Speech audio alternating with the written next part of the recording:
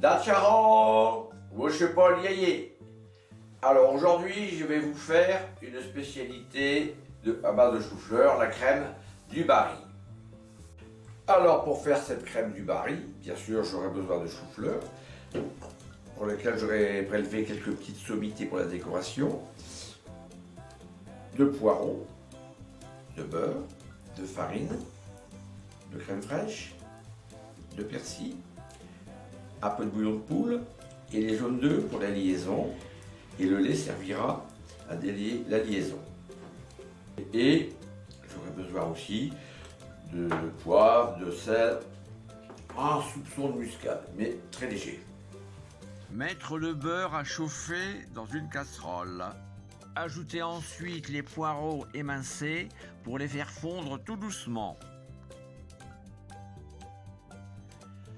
Ajoutez la farine aux poireaux.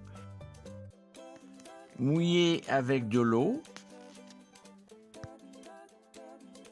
Ajoutez les choux-fleurs. Et ensuite, ajoutez le bouillon de poule. À la base, dans la crème, on y ajoutait des os de veau pour améliorer le goût.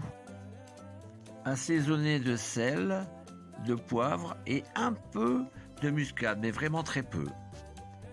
Porter à ébullition et cuire à couvert tout doucement pendant 1h30. Pendant ce temps, je mets à cuire les sommités de chou-fleur qui serviront pour la décoration. Elles seront cuites al dente, c'est-à-dire un peu croquantes. Égoutter les sommités et les rafraîchir et les mettre de côté.